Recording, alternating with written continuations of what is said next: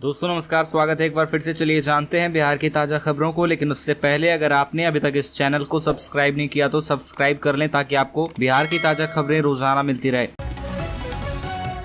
सबसे पहली और बड़ी खबर, 24 से 48 घंटे में पूर्णिया में होगी बारिश। 19 से 22 जून तक सीमांचल में एक्टिव रहेगा मानसून। पूर्णिया समेत आसपास के इलाके में अगले 24 से 48 घंटे में बारिश होगी। इसके साथ ही वज्रपात होने की भी आशंका है। पूर्णिया मौसम विभाग ने 19 जून से 22 जून तक पूर्णिया समेत सीमांचल के कटिहार, अररिया और किशनगंज जिले में मानसून के एक्टिव रहने का पूर्वानुमान जताया है। रविवार की सुबह से ही शहर के आसमान में बादल छाए हुए हैं। इधर शनिवार की सुबह दिन भर 10 किलोमीटर प्रति घंटे की रफ्तार से चली पूर्वी हवा से आर्द्रता में वृद्धि हुई है।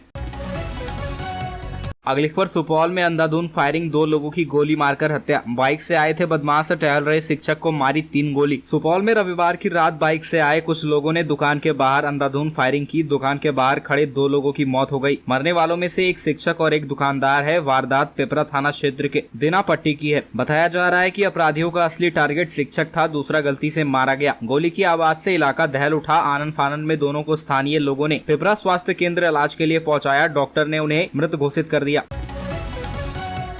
अगली खबर, जमुई में 14 साल की नाबालिग 2 महीने की प्रेग्नेंट, अबॉर्शन कराने लेकर पहुंचा युवक गिरफ्तार। जमुई में 14 साल की लड़की 2 महीने की प्रेग्नेंट है। मामले का खुलासा तब हुआ जब युवक नाबालिग को लेकर अस्पताल अबॉर्शन कराने पहुंचा। इस बीच परिजनों को इसकी भनक लग गई, जिसके बाद परिवार वालों ने पुलिस की शिकायत की। उसे गिरफ्तार कर लिया गया है। मामला सिकंदरा थाना क्षेत्र का है। बताया जा रहा है कि युवक ने पहले प्रेम जाल में फंसाया, फिर उसके साथ शारीरिक संबंध बनाया। जब नाबालिग प्रेग्नेंट हुई तो उसे आरोपित युवक शादी से इनकार करके फरार हो गया। अगली खबर, विजय चौधरी ने साधा भाजपा पर निशाना, बोले समान नागरिक संहिता का मुद्दा सांप्रदायिक ध्रुवीकरण का प्रयास। वित्त मंत्री एवं जदयू के वरिष्ठ नेता विजय कुमार चौधरी ने बताया कि आगामी लोकसभा चुनाव के मद्देनजर भाजपा ने देश में सांप्रदायिक ध्रुवीकरण के प्रयास तेज कर दिए हैं। समान नागरिक संहिता के मुद्दे को एक बार फिर से चर्चा में लाना इसी दिशा में एक कदम है। सर्वविदित है कि मोदी सरकार ने ही 2016 में इस मुद्दे पर विधि आयोग से स्पष्ट राय मांगी थी। आयोग ने इससे जुड़े सभी तथ्यों की समीक्षा कर एवं सभी पक्षकारों से विमर्शोपरांत केंद्र सरकार को 2018 में स्पष्ट राय दी थी कि समान नागरिक संहिता लागू करने की आवश्यकता नहीं है। अगली खबर, शिक्षा मंत्री ने की बैठक में चर्चा, बिहार के विश्वविद्यालयों में छात्रों के अनुपात में शिक्षकों और कर्मचारियों के बढ़ेंगे पद। राज्य भर में विश्वविद्यालयों में शिक्षकों और कर्मचारियों के पद बढ़ाए जाएंगे। शिक्षा मंत्री प्रोफेसर चंद्रशेखर ने शनिवार को पटना में सभी वीसी, रजिस्ट्रार और अंगीभूत कॉलेजों के प्राचार्यों के साथ बैठक में इस पर चर्चा की। उन्होंने कहा कि विश्वविद्यालय अधिनियम 1976 के अनुसार उस वक्त जो पद सृजित किए गए थे वे उस वक्त छात्रों की संख्या के अनुसार थे। बाद में छात्रों की संख्या बढ़ती गई, लेकिन शिक्षकों और कर्मचारियों के पद नहीं बढ़े। इस कड़ी में कुछ कुलपतियों ने यह भी कहा कि पूर्व में रैशनलाइजेशन के आधार पर विश्वविद्यालयों से शिक्षकों के पद सरेंडर करा लिए गए थे। अगली खबर, लोगों की शिकायत, स्मार्ट मीटर से ज्यादा आ रहा है बिजली बिल। कंपनी का तर्क, स्वीकृत लोड से अधिक खपत करने पर लग रहा चार्ज। भागलपुर जिले में स्मार्ट प्रीपेड मीटर लगने के साथ ही ज्यादा बिल आने की शिकायत लगातार आ रही है। बीते 6 महीने से स्मार्ट मीटर लगाने का काम चल रहा है। जिले में 4,19,000 स्मार्ट मीटर लगने हैं। इनमें 35,998 मीटर लगाए जा चुके हैं। जैसे जैसे मीटर लगाए जा रहे हैं वैसे ही लोगों की शिकायत बढ़ती जा रही है। अगली खबर, बाढ़ का खतरा, कोसी नदी में आई बाढ़, 30,000 लोगों का आवागमन ठप। शनिवार को कोसी नदी में अचानक आई बाढ़ ने उजवा कोला घाट के आसपास 50 मीटर की दूरी पर बने 3 चचरी पुल को बहाकर 3 पंचायतों की लगभग 30,000 आबादी के समक्ष आवागमन की गंभीर समस्या उत्पन्न कर दी है। इसके साथ ही इस घाट पर कुशेश्वर स्थान फुल तोड़वा सड़क के लिए बन रहे पुल का निर्माण कार्य भी ठप पड़ गया है। 3 चचरी पुलों में से एक चचरी पुल निर्माण एजेंसी का था। लोगों के आवागमन का एकमात्र साधन प्राइवेट नाव रह गई है। अगली खबर, बिहार में अभी नहीं लागू हो सकती है न्यू एजुकेशन पॉलिसी। शिक्षा मंत्री बोले शिक्षा में इंफ्रास्ट्रक्चर की कमी, शिक्षकों और कर्मचारियों की भी जरूरत है। देश के सभी राज्यों को नई शिक्षा नीति लागू करना है, लेकिन बिहार सरकार ने अभी इसे लागू करने से इनकार कर दिया है। बिहार सरकार के शिक्षा मंत्री प्रोफेसर चंद्रशेखर ने कहा कि राज्य में अभी शिक्षा व्यवस्था में इंफ्रास्ट्रक्चर की कमी है। इसके साथ ही बड़ी संख्या में शिक्षकों और कर्मचारियों की जरूरत है। लिहाजा इन सभी को देखते हुए वर्तमान में नई शिक्षा नीति लागू करना संभव नहीं है। शिक्षा मंत्री शनिवार को पटना के दशरथ मांझी श्रम एवं नियोजन अध्ययन संस्थान में आयोजित एक कार्यक्रम में पहुंचे थे। कार्यक्रम में राज्य के तमाम यूनिवर्सिटी के वाइस चांसलर, रजिस्ट्रार और अंगीभूत कॉलेजों के प्रिंसिपल और शिक्षा विभाग के कई अधिकारी उपस्थित थे।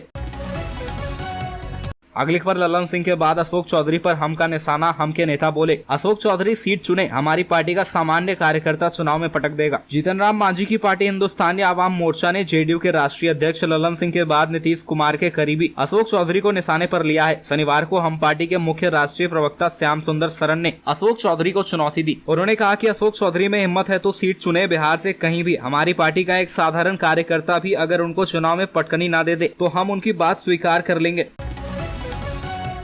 अगली खबर सुपौल में किसान सलाहकारों ने वादा खिलाफी विरोध प्रदर्शन निकाला, सरकार के खिलाफ आक्रोश का किया इजहार। सुपौल जिला मुख्यालय स्थित गांधी मैदान से वादा खिलाफी विरोध प्रदर्शन महावीर चौक स्टेशन चौक होते हुए शहर भ्रमण कर जिला समाहरणालय में पहुंचकर मुख्यमंत्री नीतीश कुमार के नाम मांग पत्र जिला पदाधिकारी को सौंपा। किसान सलाहकार संघ के अध्यक्ष सचिन कुमार सिंह के नेतृत्व में आयोजित कार्यक्रम को संबोधित करते हुए बिहार राज्य किसान सलाहकार संघ के कार्यकारी प्रदेश अध्यक्ष डॉक्टर अमन कुमार ने कहा कि कृषि विभाग की योजनाओं को गति देने में किसान सलाहकार की महत्वपूर्ण भूमिका रही है।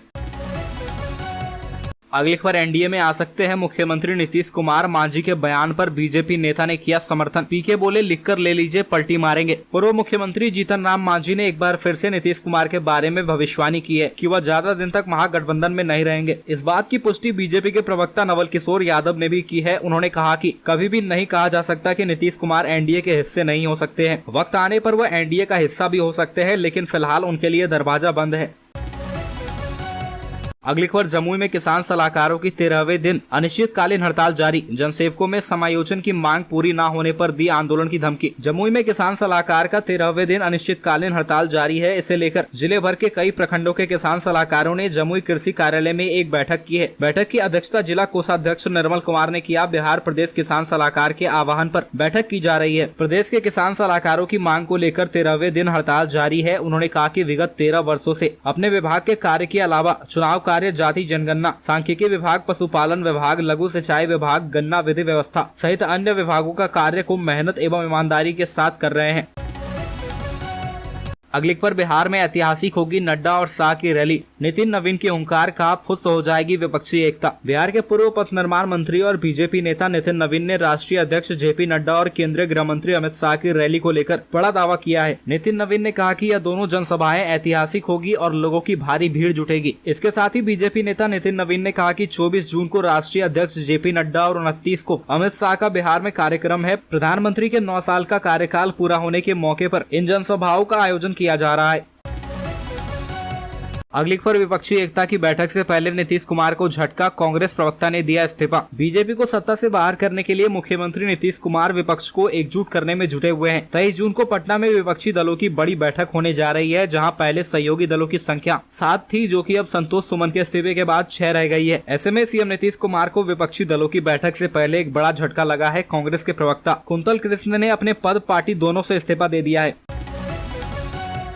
अगली खबर एक्शन में नजर आए शिक्षा मंत्री चंद्रशेखर VC के साथ बैठक में कहा 3 महीने के अंदर लंबित एग्जाम को करवाएं पूरा। बिहार में मौजूदा सभी यूनिवर्सिटी में सेशन काफी लेट चल रहा है। इसको लेकर राज्यपाल और शिक्षा विभाग लगातार एक्शन मोड में नजर आ रहे हैं। इसी कड़ी में अब राज्य के शिक्षा मंत्री ने सभी यूनिवर्सिटी के VC, रजिस्ट्रार और प्रिंसिपल के साथ बैठक कर बड़ा आदेश दिया है। दरअसल राज्य के शिक्षा मंत्री प्रोफेसर चंद्रशेखर ने प्रदेश के सभी यूनिवर्सिटी में सेशन लेट चलने को लेकर अपनी नाराजगी जाहिर की है। अगली खबर बिहार में सिर्फ एक विधायक को नीतीश कुमार ने अपने कैबिनेट में मौका दिया, जबकि उम्मीद की जा रही थी कि महागठबंधन में शामिल बाकी घटक दलों के विधायक को भी मौका मिलेगा, लेकिन ऐसा नहीं हुआ। जिसके बाद अब दबी जुबान में महागठबंधन में शामिल बाकी पार्टियों ने अपनी नाराजगी भी जाहिर करनी शुरू कर दी है। आरोप ये लगाया जा रहा है कि नीतीश कुमार के कोटे के एक मंत्री संतोष सुमन ने इस्तीफा दिया है। उन्होंने तत्काल रत्नेश सदा को मंत्री पद की शपथ दिला दी, जबकि महागठबंधन में शामिल सबसे बड़े दल राजद के 2 मंत्रियों ने इस्तीफा दिया है, मगर उस पद पर भरपाई किसी अन्य नेता को मंत्री पद देकर नहीं की गई।